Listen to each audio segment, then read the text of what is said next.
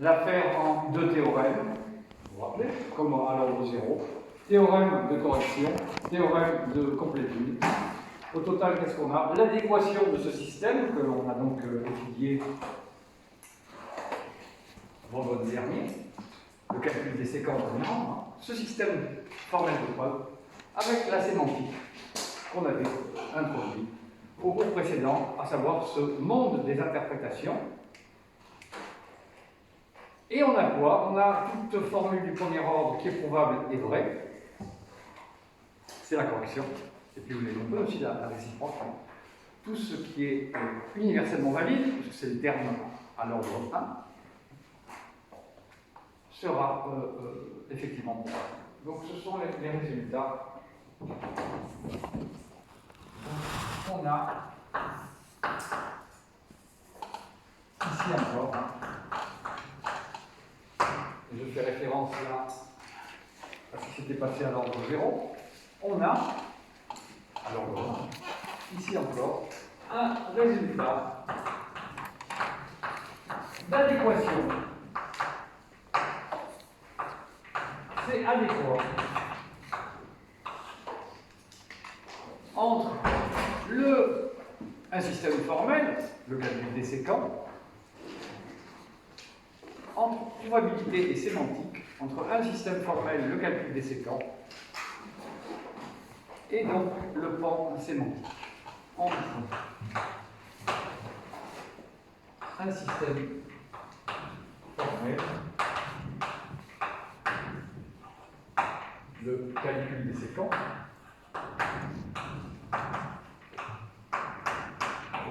et la sémantique. C'est-à-dire qu'est-ce qui est vrai, qu'est-ce qui est faux, en particulier qu'est-ce qui est universellement valide. La sémantique de la logique des prédicats, de la logique d'ordre 1. Ok? Ça prend la forme double de deux théorèmes. Théorème de correction, le probable est vrai, et sa réciproque, théorème de complétude, le vrai est probable. Théorème de correction.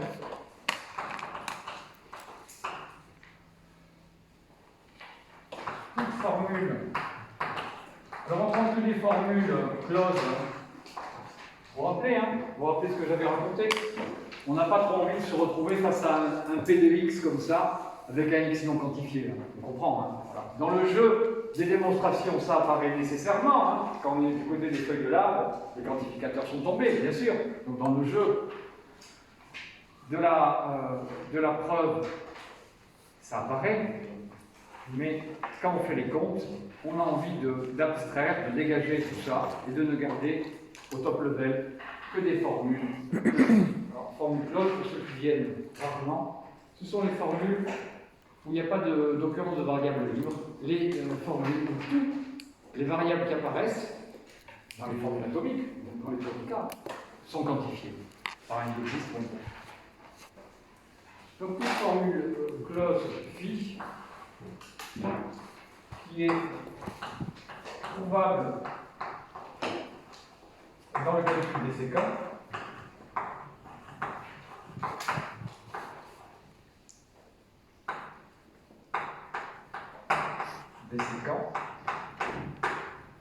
est quoi?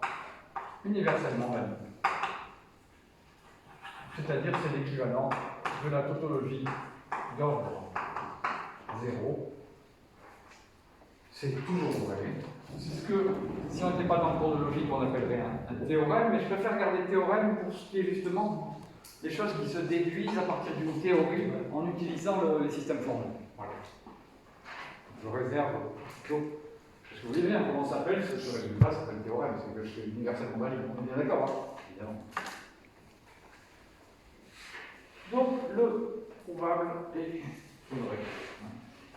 Si on a dans le calcul des séquences ça, alors, en particulier, alors on a ça. Et le théorème de complétude et la réciproque. tout simplement. On va inverser le si et le à droite.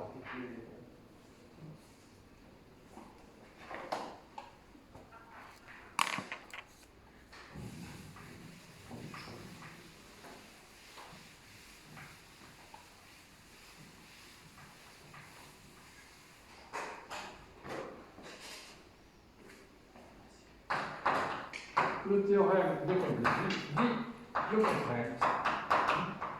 Au sens, non pas la négation, hein, mais la réciproque.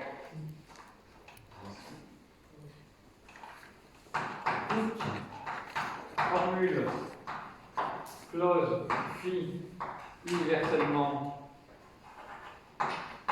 valide. C'est pareil, on est à l'ordre 1. Formule, c'est formule de l'ordre 1. Et trouvable dans le calcul des séquences.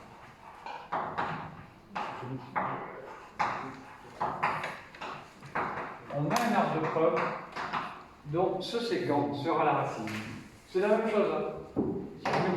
La forme, voilà, c'est plutôt comme je le mets, c'est plus joli. Les deux manières de dire, c'est la même chose. Et ici donc, si phi est universellement valide, alors phi est probable. Ça va? Donc très bien, nous sommes historiquement en 1930. Alors, on me signe ça, c'est bon? Hein? On est historiquement en 1930 et c'est Kurt Gödel qui établit ce résultat. Je ne sais pas pour le calcul des séquences, hein, c'est pour le premier système formel qui existait, le système régulier. Vous vous rappelez, cette histoire d'une seule règle du modus ponens, hein, A et A implique B ont déduit B. Voilà, c'est la seule manière d'avancer. Merci. Et par contre, bah, comment on fait pour les formules où il y a des et, des ou, des autre chose, des négations? On les traduit parce qu'on a un système d'axiomes qui finalement rend compte de l'équivalence, vous avez compris, entre l'implication qui fera avancer l'épreuve et votre connecteur que vous avez dans la formule. Le rapport avec le et, le rapport avec le ou, etc. Donc c'est dans ce système formel-là, ni plus ni moins puissant équivalent au séquent, hein, mais historiquement le premier, système linéaire, que Gödel a trouvé ce résultat d'adéquation. C'est Gödel, 1930. Les deux résultats. Alors, comme toujours, la correction est plus facile que la complétude, parce que la correction, on s'assure, vous vous rappelez, hein, que ce qu'on fait, c'est pas des bêtises. On parle de choses qui sont toujours vraies. C'était, vous vous rappelez, les axiomes, avec cette histoire de séquence tautologie, donc ici, universellement valide. Hein. C'est vrai qu'avant, c'est universellement valide. On a juste à montrer que chacune des règles, chaque fois qu'on avance, qu'on fait un peu de preuve, hein, on préserve, vous avez compris, hein, cette propriété, que si on a dit toujours vrai en haut, on a dit toujours vrai en bas. Ça va. On n'introduit pas de bêtises, et à la fin, ce qu'on trouve, hein, si on a une racine quelque part dans une preuve, ben c'est toujours quoi? C'est toujours obtenir à partir de choses vraies, donc c'est toujours vrai, c'est toujours universellement vrai. Donc ce truc-là est toujours simple, et la réciproque, moins. Donc nous, on ne rentrera pas dans tout ça. On en restera là pour la logique du premier ordre, et on continuera par contre avec ce qui s'est passé l'année suivante, en 1931, dans la tête de M. Kurt Gödel. On va donc aborder ce chapitre suivant, qui sont les théorèmes d'incomplétude de Gödel.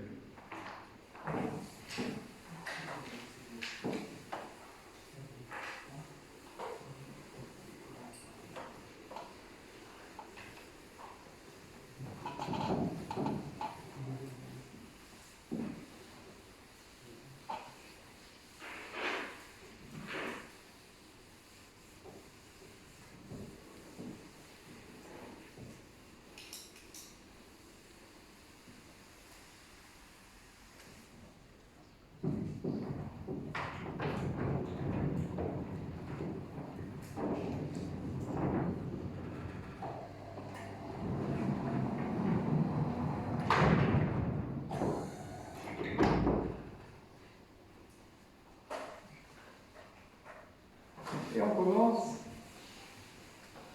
On ne va pas les aborder directement, on a besoin d'une notion importante, la notion de codage, qu'on va étudier pour elle-même dans un premier temps.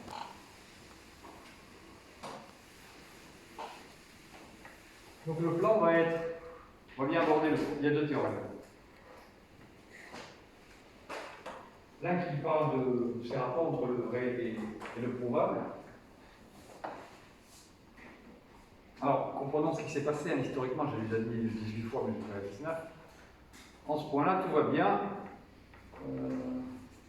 Si quelque chose est universellement valide, on le prouve, et inversement. Alors évidemment, il y a un nombre infini de ces formules-là, ça peut prendre du temps. Effectivement, si on appuie sur un bouton, on peut espérer qu'un jour, on les aura.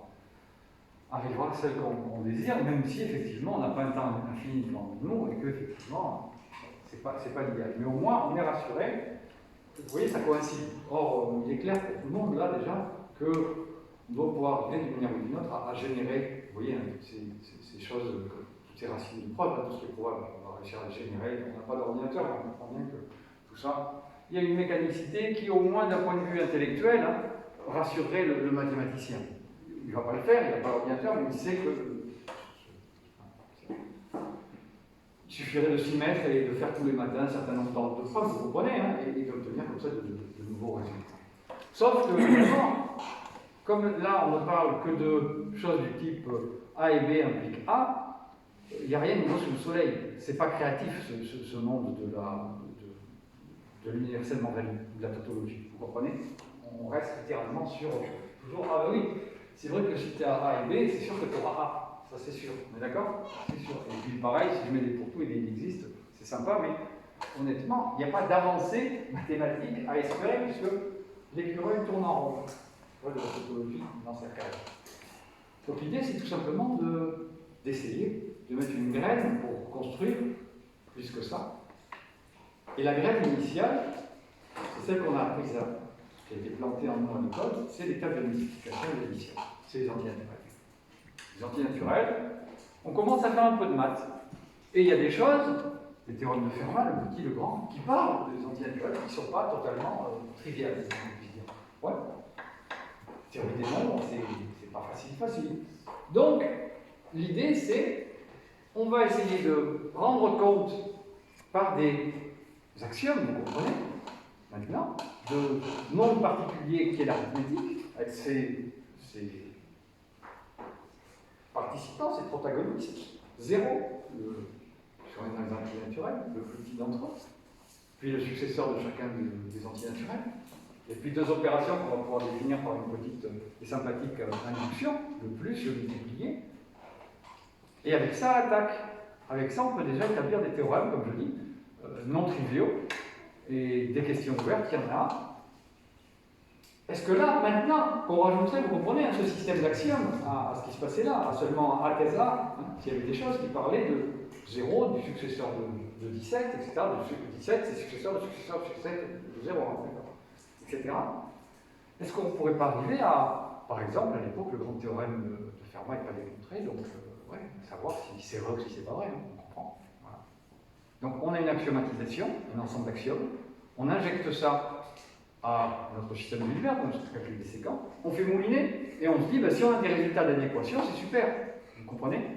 On va prouver exactement tous les théorèmes de l'arithmétique, y compris ces problèmes épineux. Et demain, on rajoutera quoi? Une axiomatisation pour parler des anneaux, des groupes, de ce que vous voulez, et de l'ensemble des champs et des branches mathématiques, où une nouvelle couche d'axiomes permettra de spécifier des objets nouveaux. Et grâce à l'adéquation, hein, tout ce qui sera vrai, les théorèmes habituels, hein, ce qu'on appelle théorème, sera effectivement obtenu par mécanicité et application comme ça de ces règles. Pour nous, on dirait par ordinateur, bien sûr, puisque vous imaginez le calcul des séquences, hein, ça s'automatise assez bien, au sens où on peut bien produire effectivement comme ça, tous les 4 matins, les uns après les autres, toutes les formules universellement valides. Donc ça, c'est le programme à l'issue du résultat positif de 1930. Et malheureusement, dès l'année suivante, Gödel qui a montré l'issue positive, que le vrai est probable, le probable est vrai, dans finalement la bulle des tautologies du premier ordre, de l'universellement valide, hein, dans ce monde-là, va montrer qu'on ne pourra pas faire la même chose avec seulement le but de dire et de parler des entiers naturels du plus et du multiplié, l'arithmétique. On va tenter d'axiomatiser l'arithmétique, de mettre donc les formules, on les connaît, hein, les axiomes, on est tous d'accord depuis Peano, 1899, on est tous d'accord. Tout nombre a un successeur, 0 n'en a pas, etc. C'est des bêtises, hein, voilà. Une douzaine d'axiomes. Et ça ne va pas marcher. Ça ne va pas marcher parce que on va pouvoir faire rajouter ces axiomes au système de Hilbert, au calcul des séquences. On va obtenir des théorèmes, des choses prouvées par ce calcul. Hein. Ils seront toujours vrais. Le prouvable restera vrai, mais c'est la réciproque qui fera défaut. C'est-à-dire qu'il existera des choses qui sont vraies et qui ne sont pas probables. En particulier, on peut se dire que même avec un temps infini devant nous, peut-être que tel ou tel théorème, on ne l'aura jamais. Vous comprenez? Parce que tout simplement, il y a une incomplétude essentielle de toute cette affaire-là. Et il a réglé aussi le problème pour l'éternité, parce que ce n'est pas seulement que la manière dont on considère les choses ne marche pas, dans la manière dont on considère les choses là, c'est que en essayant de remédier, en disant on a oublié un truc quelque part, en étendant, vous avez compris l'astuce, le théorème, c'est en étendant même, en rajoutant des choses, on n'y arrivera pas non plus. Donc il a réglé le problème pour l'éternité, avec ce qu'on a comme idée de ce que sont les nombres, ça ne marche pas, et si on avait oublié des choses dans un coin, ça serait, et qu'on voulait les rajouter, il faut toujours y aller, mais ça ne marche pas non plus. Ouais. Non seulement l'idée qu'on en avait, les entiers, mais toute idée plus large de sa extension, hein, de cette axiomatique, serait vouée, elle aussi, à l'échec. Donc ça, on le verra, mais dans un deuxième temps. Dans un premier temps, je vais avoir besoin d'une notion particulière qui joue un rôle à la fois ici clé chez Gödel, chez nous aussi en informatique, il faut bien le dire, et dans le monde de la calculabilité aussi, puisque tout ça, on passe de l'un à l'autre sans perte, c'est le cas de dire, sans solution de continuité, sans qu'on perde la continuité, c'est la notion de codage. Donc, on va voir les théorèmes d'incomplétude de Gödel, mais le premier point sera consacré au codage. Théorème d'incomplétude de Gödel.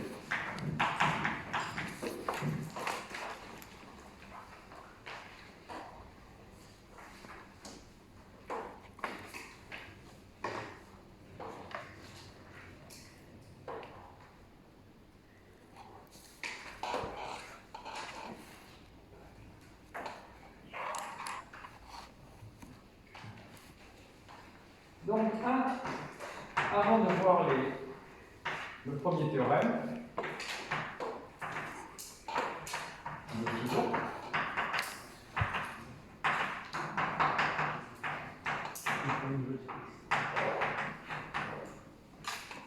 il faut qu'on parle de codage.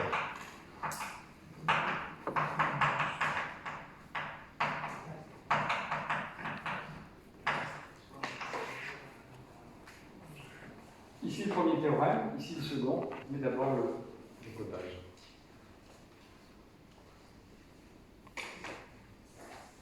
Ce que je vais raconter, c'est essentiellement le premier. Je ne vais pas parler du second. On regarde plus tard. Quelle est sa substance? Ici, ça dirait essentiellement qu'il y a un énoncé, au moins,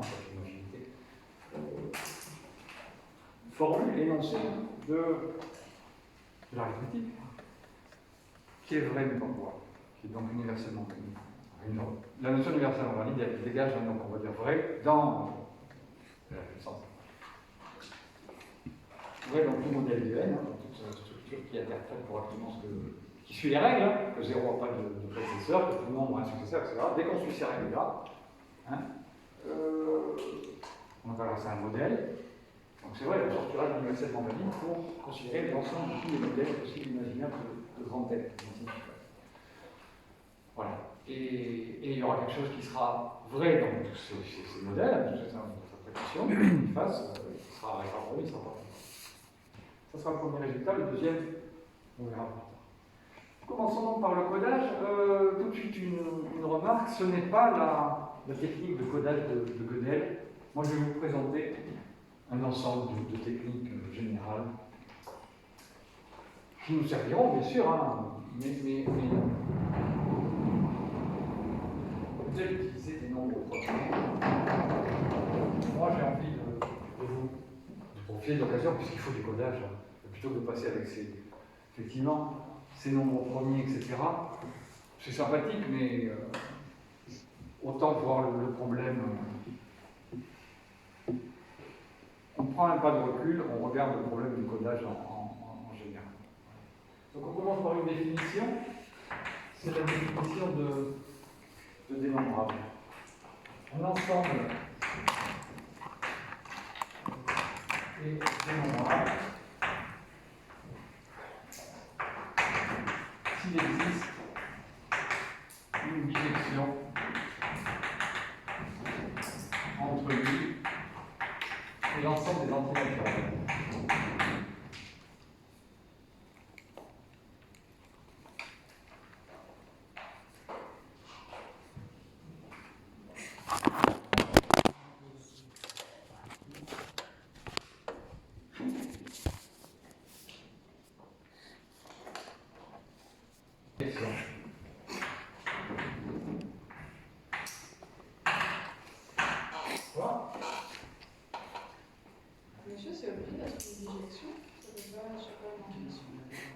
Non, ça doit être une bijection, les enfants.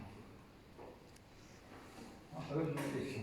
Non, la seule chose que vous pouvez lever, alors non, il y a des histoires que quand on a une injection, on peut construire une bijection, tout soulever, je m'en fous, ça ne m'intéresse pas. Il y a aussi, c'est vrai que ça ne m'intéresse pas, et il y a aussi le fait que, et c'est une seule chose, là, ça j'en veux pas non plus, c'est une autre définition qui dirait c'est fini où il existe une bijection. Moi, je ne veux pas de truc fini. Pour moi, le fini, c'est fini. Là, le dénombrable, c'est que c'est une bijection. Vous comprenez? Le fini est fini, ce n'est pas un cas particulier du dénombrable. Il y a le fini, le dénombrable, et puis le jeu continue là-dessus. Ça va? Parce qu'il y a des au-dessus, bien sûr, hein. Des réels, c'est des dénombrables. Je vous le rappellerai rapidement à la fin, mais des réels, fini. Là aussi, on a donc ça, c'est le niveau qui est le nôtre. C'est le niveau de l'informatique, le dénombrable. Parce que tout ce qu'on fait, les programmes, les structures de données, les arbres, les formules, les preuves, tout ça, ce sont des objets dénombrables. À chaque fois.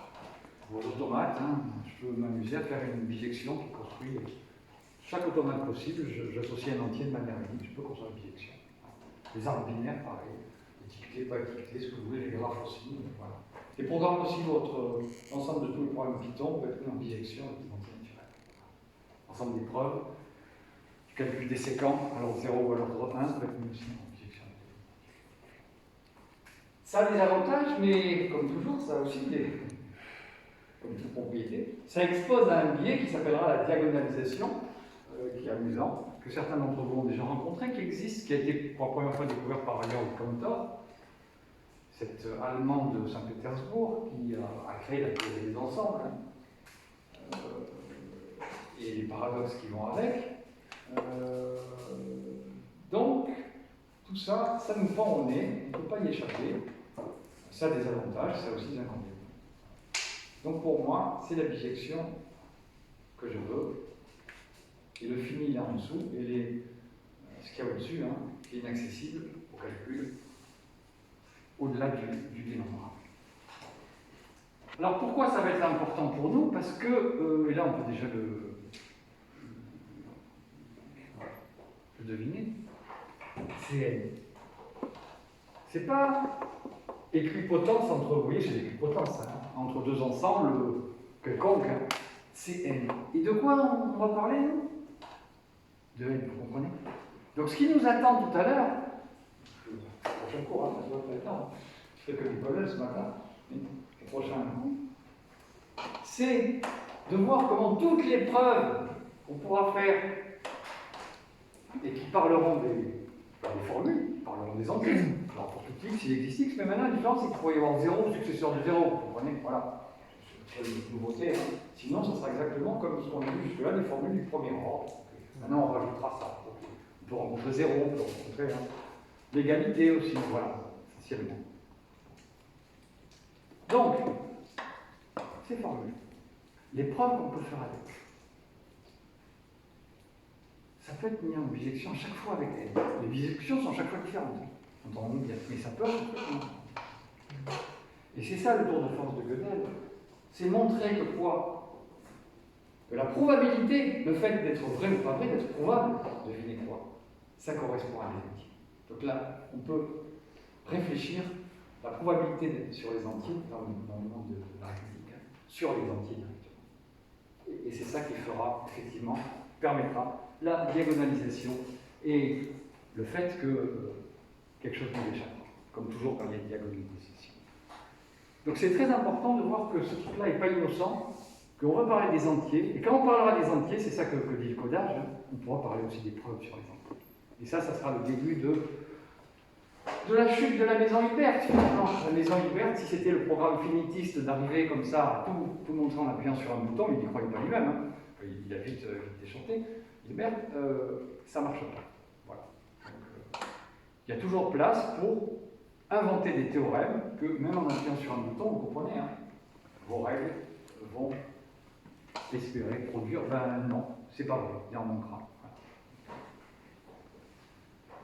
Ça prouve aussi quoi? Ça prouve quelque chose que je parlerai un petit peu de qualité après, que de toute façon, il ne faut pas trop s'inquiéter, ça veut juste dire qu'on n'a pas les moyens de la généralité.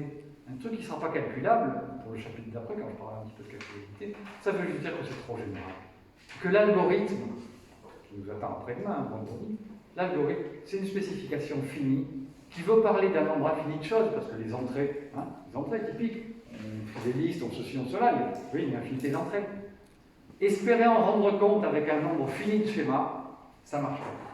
Ça va? Il y a des choses qui nous échappent, il y a des choses qui sont tellement variées dans leur infinité, vous comprenez, hein? Il y a tellement peu de régularité que devinez quoi. Vous allez voir 1 million de lignes de code et 1 million de cas différents, ça suffit pas. Voilà. C'est aussi bête que ça. Donc c'est ça aussi la limite. Et la vision positive, c'est que tout simplement, il y a un moment où les descriptions finies qui prétendent rendre compte de l'infini, elles cèdent, elles cassent, et il faut reconnaître qu'il y a une infinité de variations possibles dont on ne peut pas rendre compte de manière finie. Point final. On est parti avec un peu donc de codage. Donc, ce dont classiquement on a besoin, c'est de construire. Alors, on va construire un codage et une bijection entre les entiers et les triplés d'entiers, entre les triplés d'entiers et les entiers, entre les n-triplés d'entiers et les entiers, entre les suites finies d'entiers et les entiers. On s'arrêtera là. Parce que les suites infinies d'entiers, il y en a autant que les réels, et ça, c'est le plus dénombrable. Et je donnerai ensuite des petits exemples. Par exemple d'arbres, par exemple de formules, par exemple de ces objets, hein, de preuves. À travers donc des codages, on montrera qu'effectivement, on peut bien construire une bijection. Et armé de ce savoir sur le codage, quand plus tard, mercredi prochain, je vous dirai typiquement, voilà une formule phi, et voilà son codage, vous prendrez une notation comme ça à la Gödel, tout le monde comprendra que phi, c'est un objet syntaxique dans un univers dénombrable, et que donc, je peux lui associer quoi? Un entier naturel. Ça va? Ça, j'en aurai besoin, parce que demain, il existe des pourquoi, tout ça, c'est un entier naturel. Il y aura le bonheur d'être dans une formule qu'on étudiera. Ça va? Donc, c'est essentiellement pour ça que je fais ce codage, pour demain, mercredi, donc après-demain, être capable de passer, en mettant un simple symbole, ça c'est la bijection, vous comprenez? C'est bijection de codage, ça va? Je note comme ça. Ça, c'est l'objet syntaxique, à savoir la formule, par exemple du premier ordre, ou de l'ordre 0, ou là, du premier ordre, mais dans le monde étendu par les axiomes qui permettent de rendre de 0, de plus de multiplier de l'égal, essentiellement, ok? Une formule là-dessus, hein. Il existe un x tel que, etc. X plus y est égal à 3, ok, ils le disent comme ça, ils disent c'est bien, on va écrire ça, ok. Et ici, c'est quoi? C'est un entier.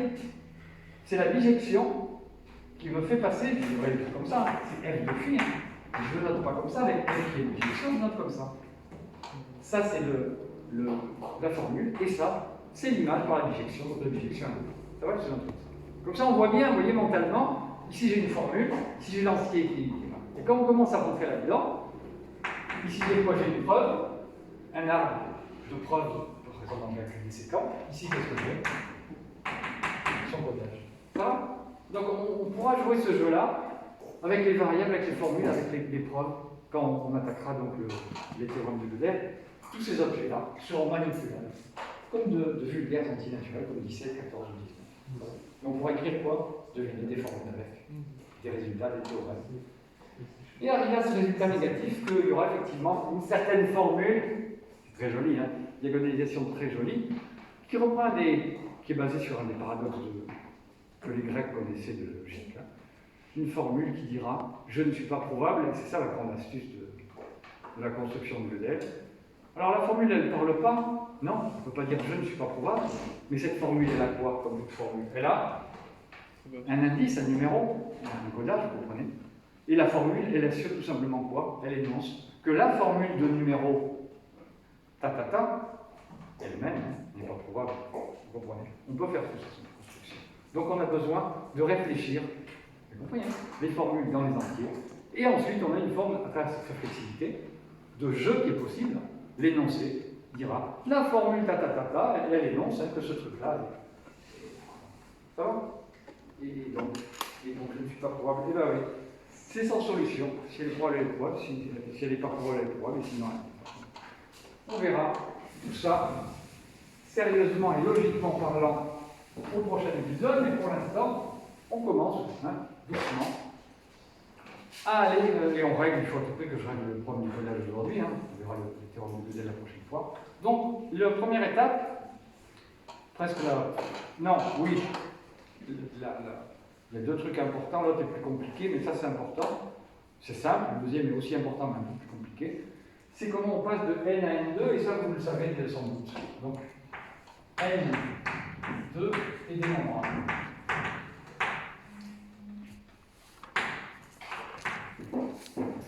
C'est avec les suites finies d'entiers que c'est un peu délicat aussi. Voilà.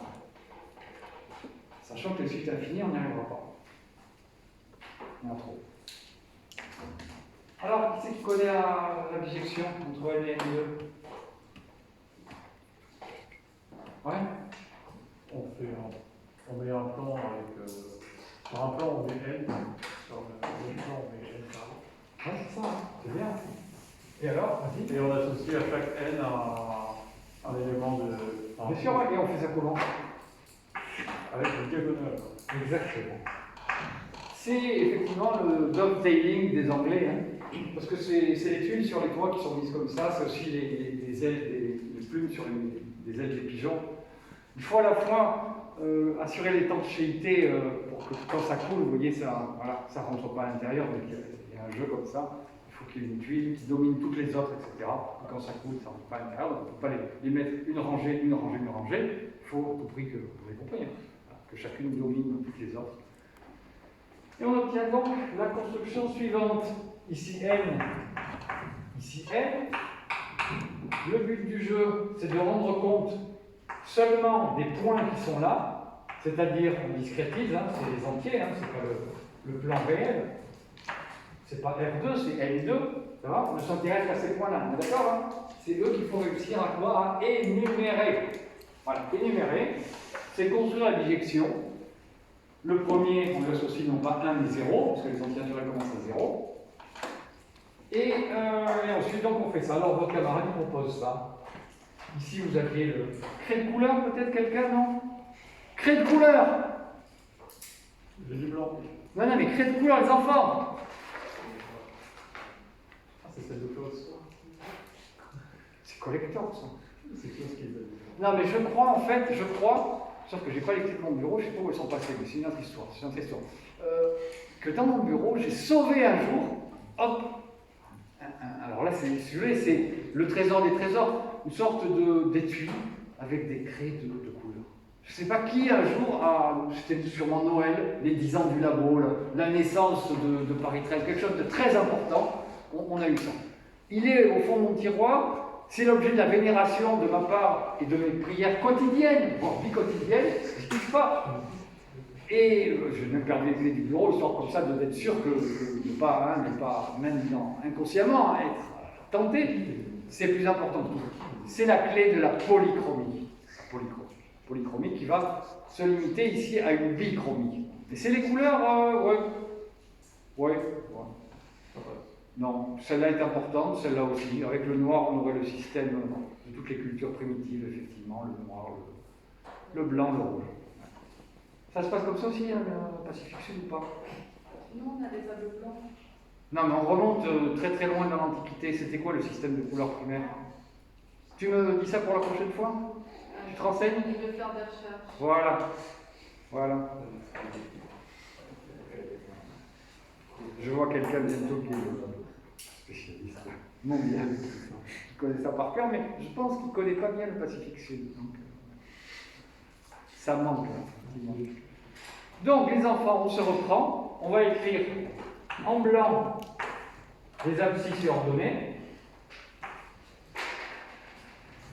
En rouge, le rang qu'on leur assigne. Et qu'a dit votre camarade, tout simplement? On va faire ça comme ça. 0, 1, 2. Vous voyez là, le morceau diagonal qu'on a pris?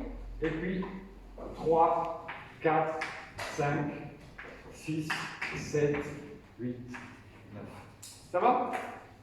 Pour copier tout ça, c'est quoi l'expression analytique? On va la retrouver. On fait ça comme ça.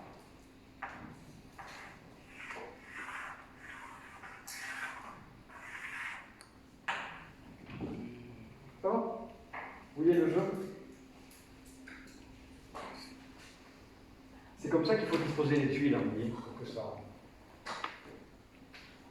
Il n'y a pas de qui rentre sur le toit. Ou sur le. C'est pas mal, il y a des télévisions, c'est pareil, c'est bidimensionnel, il ne faut pas qu'il y ait une eau qui rentre non plus. Hein, c'est dans deux dimensions différentes, vous avez compris. Il faut dominer. Ok, donc c'est quoi l'expression arithmétique de tout ça? Ça c'est x, ça c'est l'axe des x, et ça c'est l'axe des y.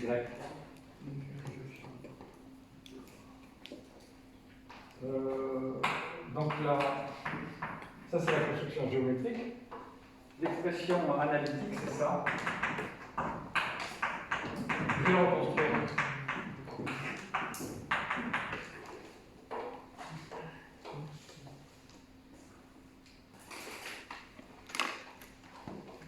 Deux nombres, il y a toujours un des deux qui est pair, on divise par deux. Vous voyez, donc pour 0, ça fait 0. Pour 1, 0, ça fait quoi? Ça s'en va.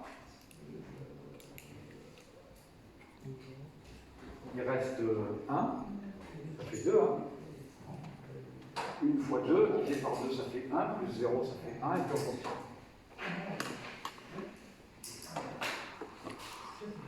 Bon, on peut le vérifier comme ça, empiriquement, mais c'est pas joli. Il faut le trouver, l'expression analytique. Hein.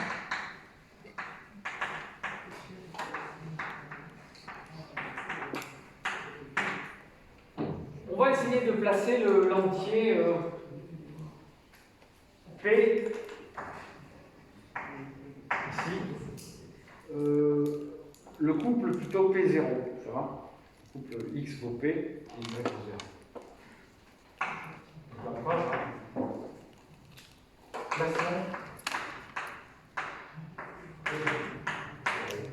Qu'est-ce qui se passe? Qu'est-ce qu'on lui attribue? Ben, il y a eu toutes les diagonales jusqu'à lui. Il y a eu une diagonale de longueur 1, une diagonale de longueur 2, vous avez compris, on a placé un élément, deux éléments, etc. Ça va? On a placé combien? On a placé avant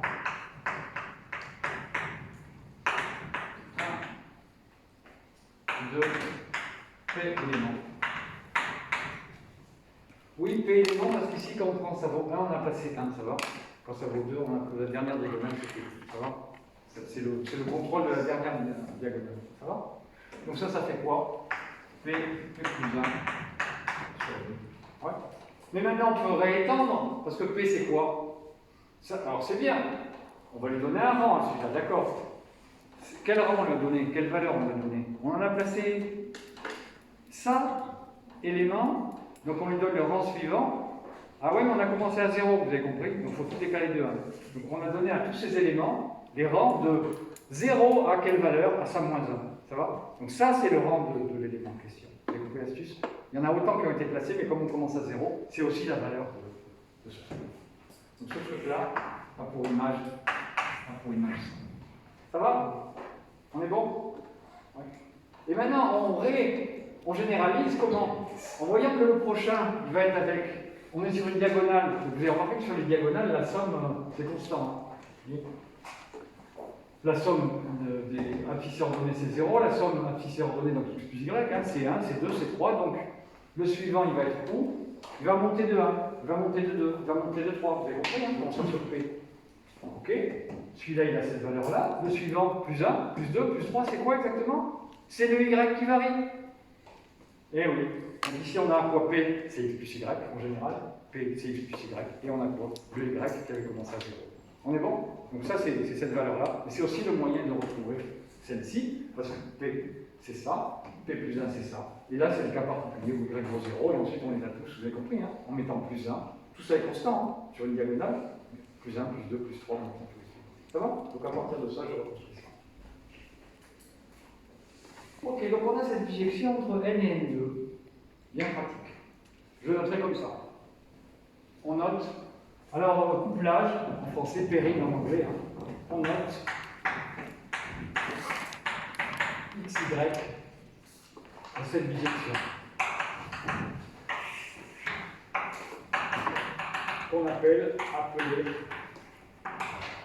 couplage en français. Mais moi, j'utilise tout le temps le terme anglais de pairing. Créer des paires. On fera ça aussi en calcul l'an prochain. C'est vraiment amusant de la représentation des entiers, des arbres binaires et du pairing. Hein. C'est ça, enfin, c'est des arbres binaires, hein. Ouais, des couples comme ça.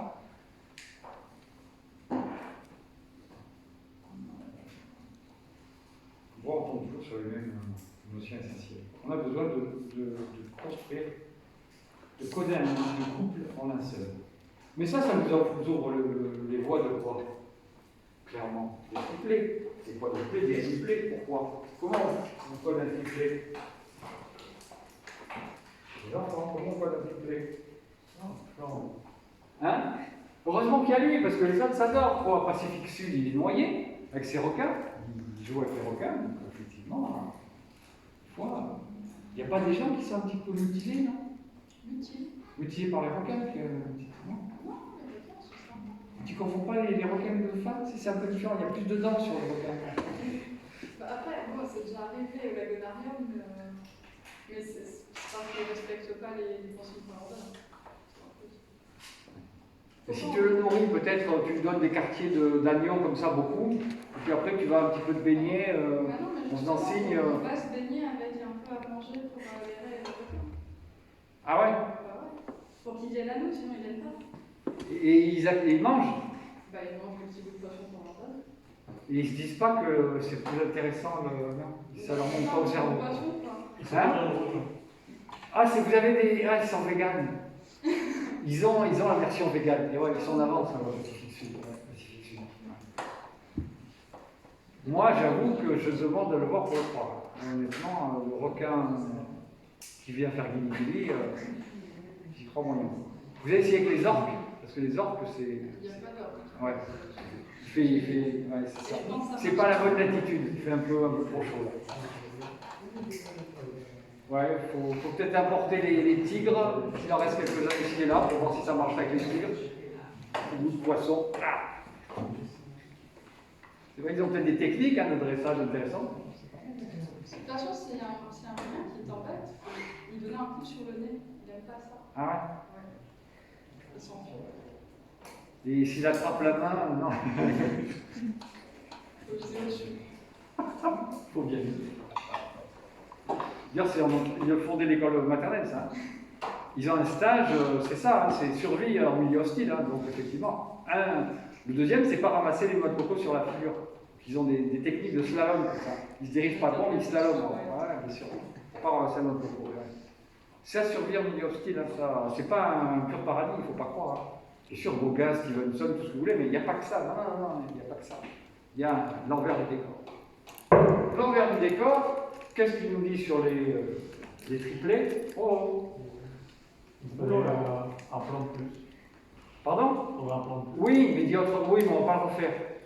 Comment? On va itérer. Oui. Ah, d'accord. Le triplet, c'est quoi? C'est un couple qu'on code par un entier, et cet entier avec les troisièmes. X, Y, Z, on fait X, Y pairing, ça fait un premier entier, et cet entier avec Z. On est bon? Et si on veut le n triplet, on itère n-1 fois. Ça va? La difficulté, c'est l'étape suivante, ça va être les suites. Les suites! Fini! Mais donc, la longueur, vous avez compris, n'est pas bornée. Les mots, hein, si on était en théorie des langages, on les mots qu'on peut construire avec des entiers. On avance, parce que c'est pas tout de se laisser emporter par le Pacifique Sud. Hein.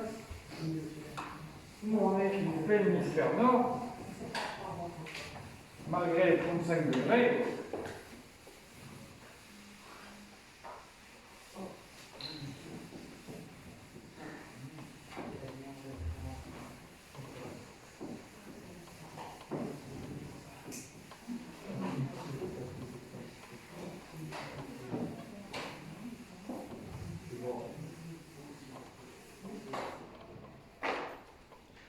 Donc, propriété, n, 3 est en bijection avec n, hein, il est nombrable. Oui, je vais le comme ça parce que c'est ça qui m'intéresse quand même.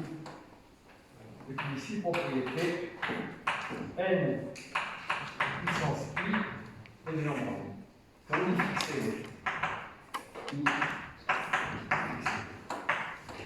À chaque fois, il y a une bijection, vous comprenez, hein? Et donc, c'est facile, hein? L'idée, c'est tout simplement XY, on fait le pairing, et on refait le pairing. Ça va? On est bon? On passe rapidement, vous avez compris là. Ça, c'est bien en bijection, hein, avec n. Et comme tout ça décrit n, et que ça décrit n, on a un nouveau en bijection. Ça va? Là, on itère. Idem en itérant. En itérant, i moins une fois.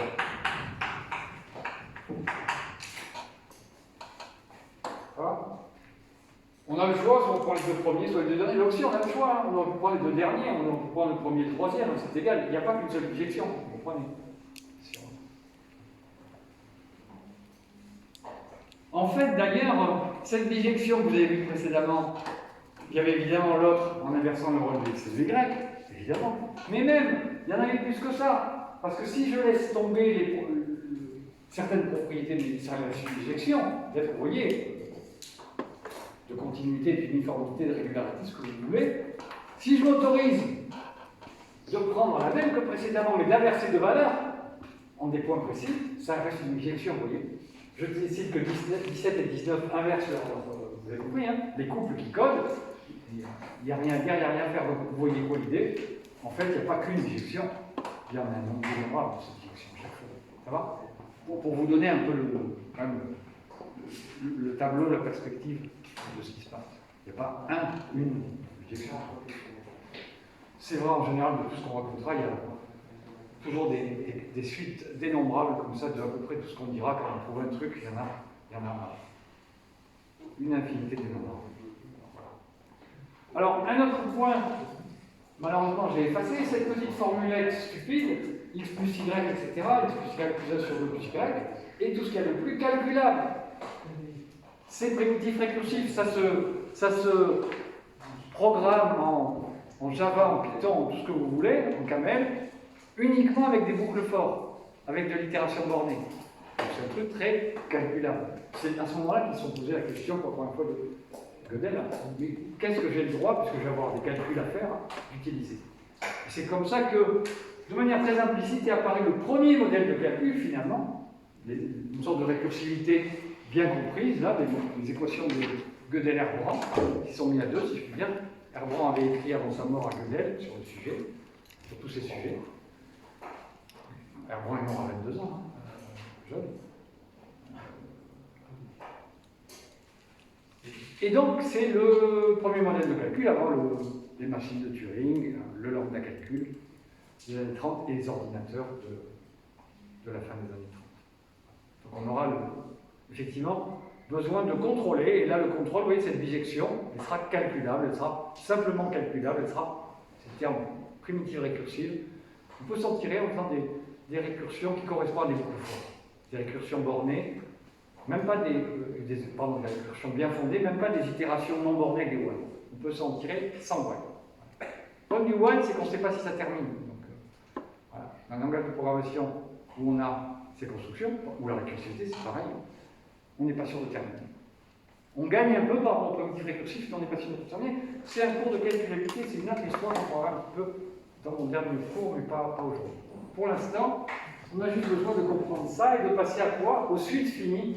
On va en avoir besoin, hein, parce que c'est quoi? C'est une suite finie de formules. Hein.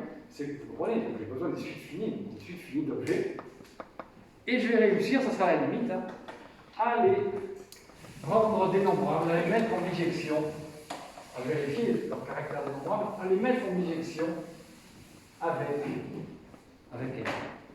Donc n étoile, c'est l'étoile de l'opérateur de Kleene, comme on l'appelle aussi, hein. Stephen Kleene, hein. L'étoile des automates, hein. L'étoile de l'opération.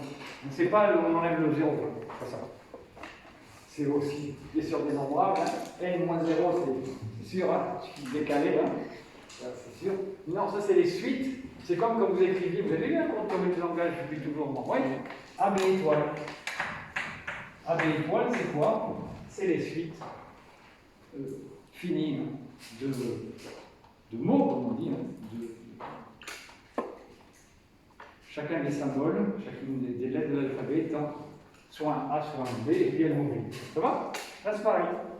Donc ça donnera 1, 17, 125. Voilà. Ça, c'est une suite, un élément de n étoile. Le mot vide, c'est un autre élément de n étoile. Bon, je note comme ça, le mot vide, on peut l'écrire comme on veut. Il y a des gens qui mettent lambda, il y a des gens qui mettent 1 aussi, pour dire que c'est le neutre. Hein.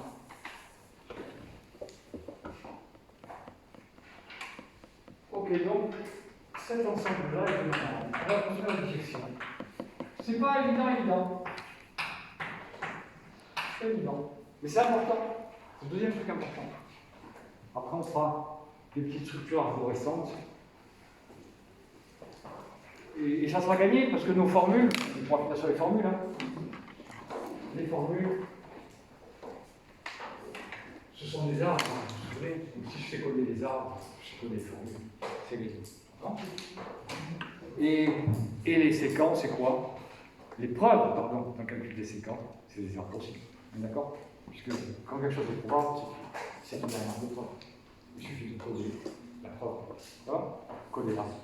Voilà. Donc il faudra savoir aussi coder des arbres, coder des suites, coder des arbres, et on aura ce qu'il nous faut pour le deuxième point. Ouais, alors là, it is not obvious. Hein. Là, je switch en anglais, je sais, ça va être technique. Hein. Donc je switch, et it is not obvious, et non, it is pas complètement trivial, et non. Ah, le problème, ah oui, comme c'est une bijection, la bijection inverse. Bien sûr. La bijection inverse, je ne vous l'ai pas construite pour le pairing, hein, mais il n'est pas difficile de voir que quand on fait un pairing comme ça, cette valeur-là, elle est toujours supérieure ou égale et à x et à y. Donc quand vous avez un nombre, 17, il faut être sûr que vous avez compris hein, qu'il code un couple dans chacun des éléments est plus petit que 17, dans le pire des cas. C'est pas malin, mais vous avez compris. Hein. Donc ce truc-là, la valeur du pairing, c'est plus grand que x et y, et à l'inverse, quand on veut décoder, quand on se dit 17, qu'est-ce que ça code? Ben, ça code un couple d'entiers, x, y, dont chacun d'entre eux est forcément plus petit que 17. Ça va? En fait, on n'est pas là pour ça. Hein. Si on voulait des techniques de décodage, on prendrait la racine carrée, on irait regarder, on s'amuserait sur le diagonale. On ne veut pas faire ça. On veut juste savoir que c'est possible. Ça va? Là aussi, la technique de décodage est primitive récursive, c'est-à-dire c'est un petit truc qui se fait rien qu'avec des boucles fortes, donc simplement calculable, garanti par l'université. Alors là, le problème est le suivant. 17, il code un seul entier. 17, il code un couple. Alors, qui c'est qui est proche de me regarder ce que je veux 17 Les nuls peuvent le faire là, 0, 1, 2, 3, 4, 5, 6, 7, 8, 9, 10, etc. code un triple x0, y0, mais il code aussi quoi? Un triplet x1, y1, z1, etc. Est-ce que vous commencez à voir le problème? C'est que maintenant, je veux mettre en face de quoi? De tout de suite fini un entier. Donc il y aura une seule suite en face de 17, ça va? Une suite finie. Mais le truc, c'est que 17, je vais utiliser sûrement les choses que j'ai fait jusque-là, ok? Mais 17, il code.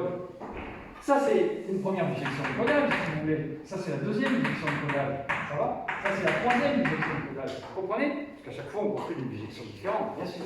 Ouais? Comment je réussis à décider si 17, il code plutôt un entier, un couple, un triplet? Vous comprenez le problème? C'est pas évident. C'est pas évident. Donc, même là, on a un petit peu de mal. Ouais. Mais on va trouver, non? Non, tu ne connais pas la récurrence, non? Pardon? C'est une récurrence, non? Ah non, pas du tout. D'accord. Non, pas du tout. Il n'y a pas de juste et c'est difficile. Non, non. Non, non. Eh ben non! Ben non, t'as pas compris. T'as pas compris que passer de là à là, c'est une récurrence, mais maintenant, ça y est. Maintenant, on est au niveau étoile. Le codage étoile, si je le notais comme ça, je ne le noterai pas comme ça, mais si je le note comme ça, je le noterai en fait comme ça. Une suite, voilà. Le codage étoile, le pairing étoile. Il prend une suite et il envoie un entier.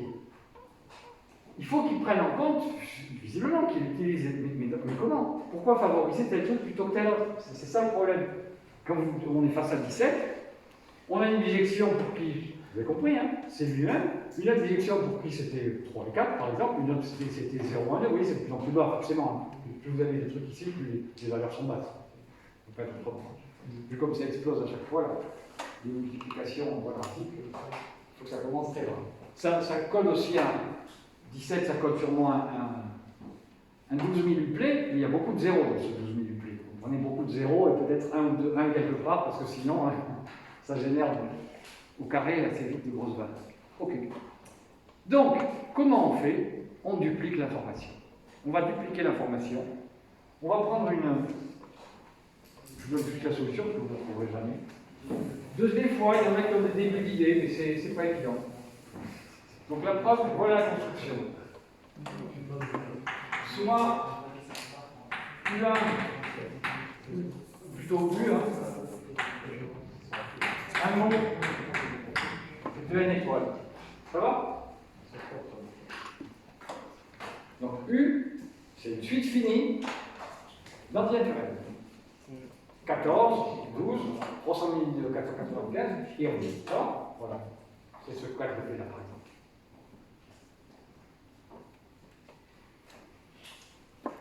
Les mots infinis qui ont un sens correspondent au réel. Ils ne sont pas dénombrables. Donc c'est hors jeu. Tout de suite, je baisse les bras, mais tout de suite, ça j'ai rêvé. Il y en a autant de réels, et ça, c'est pas le nombre. Là, c'est le maximum. On a notre maximum.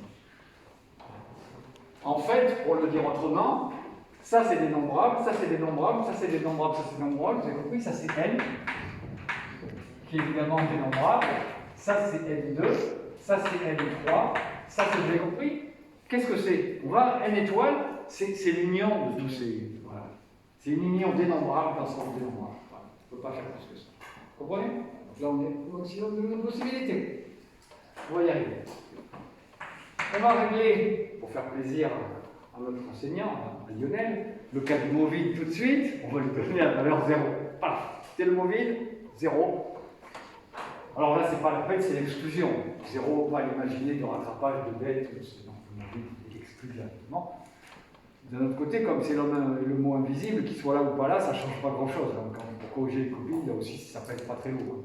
Corriger la copie du mot vide, c'est vierge, je mets 0 directement, vous voyez, c'est pas non plus, bon, c'est pas si gênant. Si U est exactement dans epsilon, alors on renvoie donc 0. Donc on est en train de construire U1, UN, le pairing de ce truc-là. Voilà. Le pairing de U étant plus, mais ouais, j'ai mes trucs parce que je suis tenu parce que je suis en train de définir. Hein. Mais U est un mot, hein. Parce que 3 compte, c'était une lettre, monsieur, c'était un chiffre, c'est un mot. Un mot, un élément de N étoile, une suite finie d'entiers étoiles.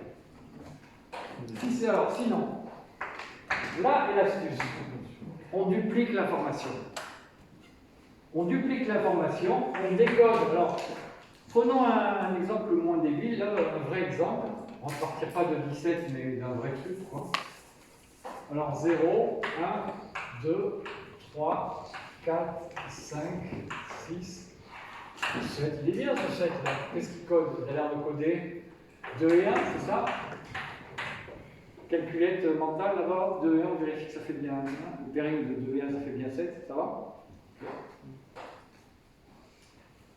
Ouais, c'est bien. Ouais, c'est bien. C'est bien. Ok, 2 et 1, ça va marcher. Je projette mon petit exemple, ça va marcher, ça va le faire. Donc on est parti de 7 en fait. Il y a eu un bug là au niveau de l'affichage. Le bug d'affichage que je rectifie. C'était un 7. J'avais cru que c'était un 17, non, c'est un 7. On vient de voir que 7, il code quoi? Il code 2 1. Ça va? Ah mais j'ai tombé sur... Ah, je ne suis pas si content de moi, mais ça ne fait rien. Ah, tant pis.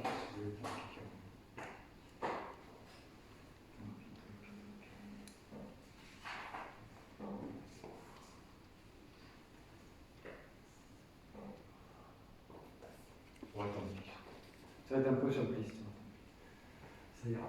Donc, voilà l'idée. L'idée, elle est dans la duplication de l'information. Cet objet-ci, cet objet-là, et d'une manière générale celui-là, si U ça vaut un n, avec n strictement comme 0, d'accord? N égale à 0, c'est le mobile dans son n strictement comme 0. Ça, c'est pas un mobile.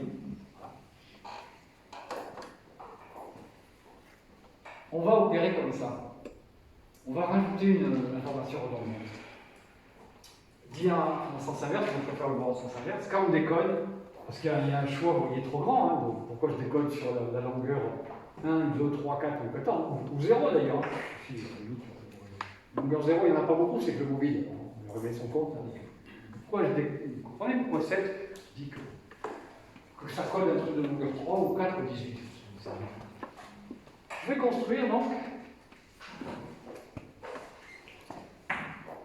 un couple. Je vais décoder la valeur en un couple. Et c'est là qu'il y a de la redondance. Il y aura la longueur, en gros. La longueur. Dans quelle dimension je dois taper? C'est-à-dire, je suis en dimension 1, je décode en dimension 2, c'est un couple. En dimension 3, c'est un triplé. La longueur, c'est l'objet que j'encode. Et puis, l'emplacement. La place, c'est-à-dire dans les entiers, 0 c'est le zéroième, 1 c'est le premier, 2 c'est le deuxième, et dans les couples, vous avez compris, 1, 0, 0 c'est le zéroième, 1, 0 c'est le premier, etc. La place dans cette dimension-là. Voilà. Donc, je vais me retrouver avec le truc suivant. Un nombre, c'est toujours le péril, vous avez compris, de deux quantités, bien sûr, parce qu'il y a l'objection. Et j'en déduis quoi? La longueur dans laquelle je dois attaquer et la place de l'objet dans cette énumération. Ça va? Ça marche à peu près. Il y a deux choses qu'il faut un tout petit peu décaler. Je suis obligé de mettre un plus 1 ici. Pourquoi?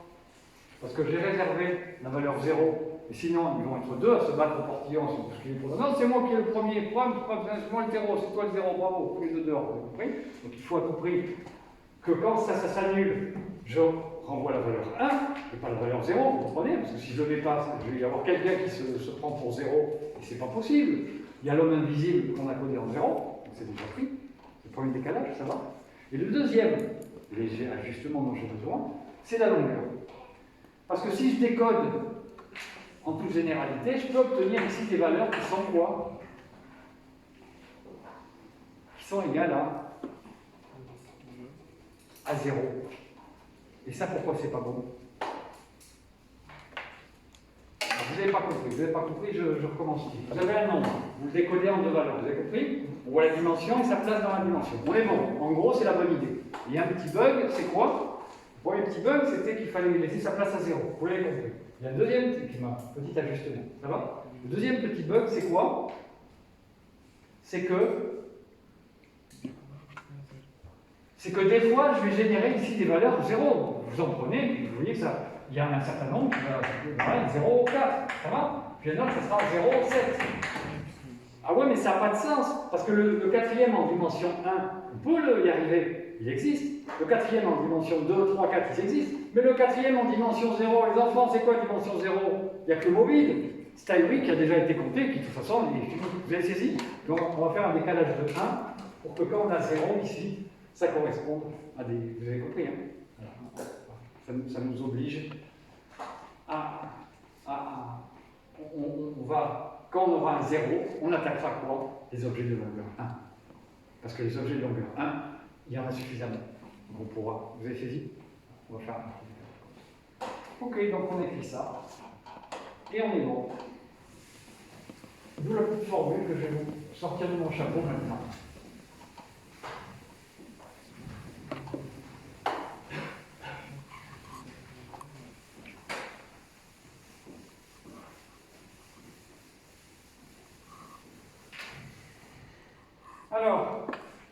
Alors, qu'est-ce qu'on fait? On fait le pairing de quoi? On rajoute plus ça, vous avez compris? On met ici le rang. Ok. Et ici la longueur. Et ici, qu'est-ce qu'on a comme longueur? On a n-1.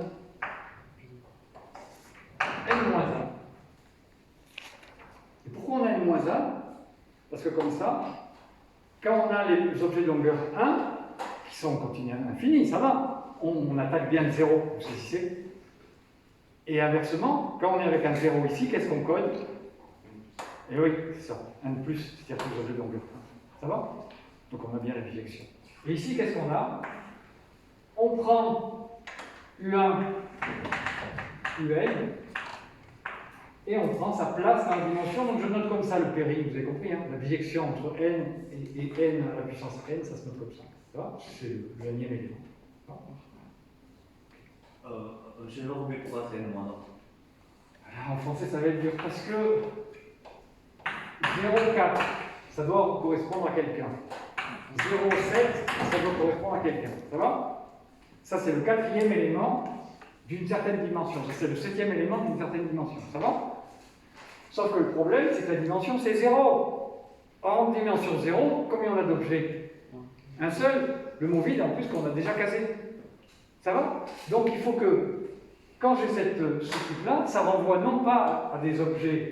Il faut que ça code quoi? Comme j'ai fait ici, des objets de dimension 1. Puisque 0, ça sera n-1. Et donc, n vaudra 1. Et donc, on encodera des objets comme ça. Ça va? Et ici, on trouve la valeur. On met sa valeur ici. Voilà. Et ça décrit bien les entiers. Ça commence à 0, 1, 2, 3, 4. Vous avez compris? C'est la place de l'objet normal.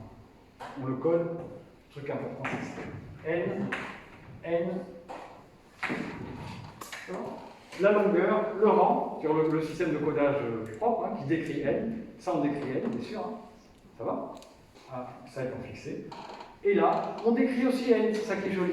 En commençant avec 0, il y a un léger décalage, pour les suites de longueur 1, 1 pour les suites de longueur 2, 2, etc. Alors si on reprend un petit exemple de tout à l'heure, 7, qu'est-ce qu'il faut faire? Il faut le tomber à 6. Pourquoi? Parce que 7, c'est l'identité comme ça, il faut enlever le 1, on tombe sur 6. Et 6, du coup, c'était quoi? C'était celui d'avant. Qu'est-ce que j'avais écrit, moi? 2 et 1, c'est ça? Donc le précédent, c'était 3, 0. Donc c'est quoi, ça? C'est le 0e élément, le tout premier, quoi, si vous voulez, hein, celui qui commence, qui aura le rang 0, hein, qui aura la valeur 0, dans la dimension 4, exactement. Ça va? Donc c'est quoi? C'est 0. C'est pas beau, ça? C'est c'est cette suite d'entiers qui aura comme valeur 7. Ça va? On parle de ça. On met ici la longueur, moins, ça fait 3. On prend le rang de ce truc-là, c'est 0, puisque c'est toujours les 0 qui commencent, vous avez compris, hein, la dimension 1, 0, 0, la dimension 2, 0, 0, 0, la dimension 4. Ça va? On met sa valeur, 0. On fait le pairing normal de tout ça, ça fait 7. On rajoute 1, ça fait 6, pardon, on rajoute 1, ça fait 7. On est bon? On a compris l'injection. Voilà. L'important, c'est qu'elle existe, vous comprenez? C'est que ce soit valide, c'est que tout notre système existe. On ne va pas en faire un usage fou. Gödel en fait un usage pas calculatoire, pas numérique. Tout ce qui compte, c'est que ça existe, qu'on puisse le faire. Deux choses. Il existe une bijection, et deux, cette bijection est calculable. Or, c'est absolument calculable, parce que vous voyez que c'est que des petites opérations que je vais appeler primitives récursives, c'est-à-dire si vous voulez du boucle fort en C ou en n'importe quoi. Ça va? Primitif récursif, du fort, quelque chose dont on est sûr qu'on va pouvoir coller. Donc on est sûr de pouvoir rendre compte avec quoi? Des petites formules d'ordre 1, justement. C'est ça qui est joli. Les petites formules d'ordre 1 de l'arithmétique vont pouvoir rendre compte de ces bêtises-là. On va pouvoir les internaliser, ces opérations. On va avoir le code qui génère tout ça dans l'arithmétique à l'ordre 1. Ça va? Donc on va pouvoir rendre compte de tout dans l'arithmétique, du codage et des opérations de codage. Tout sera totalement encodable dans l'arithmétique. Ce sera le prochain épisode. Il me reste 5 minutes, il faut à tout prix que je vous fasse un petit exemple. Oh. Je sais pas. Est-ce que je vous bâcle en 5 minutes les formules, les arbres, les automates et tout ce que... Peut-être pas quand même. Petite pitié parce que j'en vois qui souffrent. Ok. Donc les enfants, une sorte de compassion envers un public épuisé, moralement fatigué par une maladie. Comment ça va, Stéphano? Pas de nouvelles? On est encore qualifié de résiliente. Et on se retrouve donc pour la suite. Finir un petit peu de codage, vous avez compris, hein? Passer aux formules, aux arbres, aux mots. Sinon, je vous le bac en 5 minutes, je déborde, vous êtes furieux, vous n'avez rien compris, non. Pax tibi, je le vois. On se retrouve donc mercredi au même endroit. Ça va? Voilà, si vous avez des questions, c'est l'heure ça pour bon? Ouais, plus ou moins? Ok. Si vous avez des questions, vous me demandez. Sinon, pour une fois, je ne vais pas vous